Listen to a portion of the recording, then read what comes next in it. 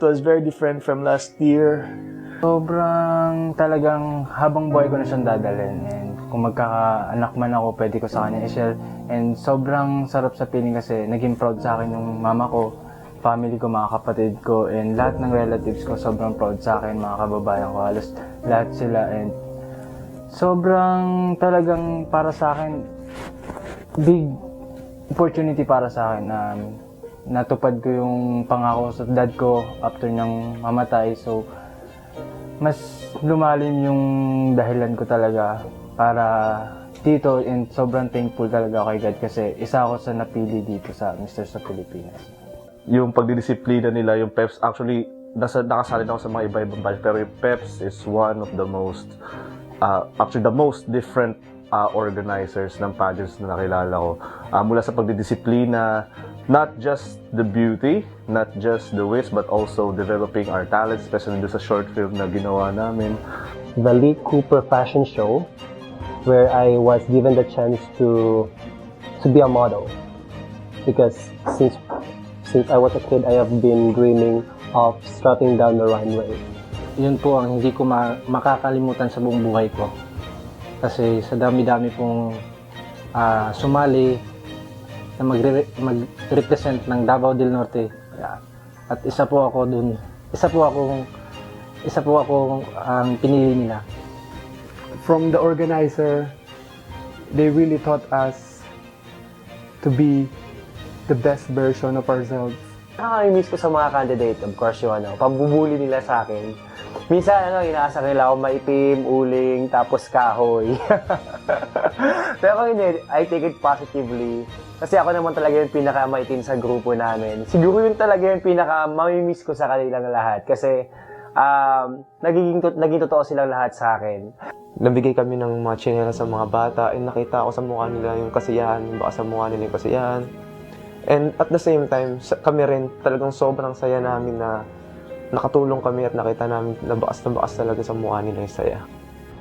Visiting a primary school like that, and especially growing up in Australia and seeing the stark difference between the two, it was really such a humbling experience to reach out and help those kids as well. My overall experience of Misters of Filipinas 2016 was amazing. I got lots of friends in different provinces. Para siyang adventure na di mo alam kung saan yung pupuntahan mong lugar. So, I am not expecting anything, so I just want to enjoy the new kind of adventure. And I told myself that I want to learn in this world and through another way. Mas na-challenge ako sa buhay. Noong pumunta kami sa Davao, yun, na-try ko lang mag-airplane. First time ko yun, so masaya ako. Tapos ngayon, nandito kami sa Remington Hotel. Parang privilege to na nakasali ako sa Misters of Filipinas. Sobrang saya ko. Nag-call back kami na doon ako sobrang kinabahan na hindi ko makakalimutan. Kasi yun ang first time ko na kinabahan sa sobrang dami ko na salian, na pageant. Yung Mr. Pilipinas lang ang talagang nagpakaba sa akin ng ganito. Sobrang saya ko po dito sa Misters of Pilipinas. Kasi nafe-feel ko na hindi lang sila bumubuo ng napakalaking pageant.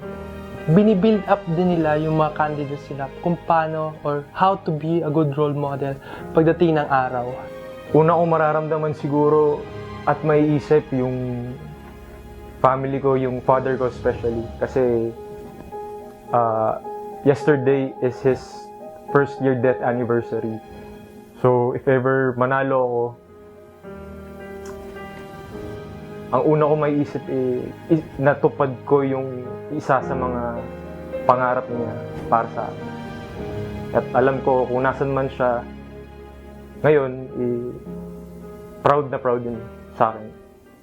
I would like to thank Prime Events Production Philippines Incorporated for this opportunity. Maraming salamat po sa lahat ng binigay niyo sa amin at sa mga kaalaman at experience na naranasan namin. It was really such an honor to be here, and please, perhaps continue doing what you're doing, because I'm sure I'm not the only one who's going to enjoy it. Malungkot ako kasi maghiwa-hiwalay na kami. So, napalapit na rin kasi ako sa mga candidates.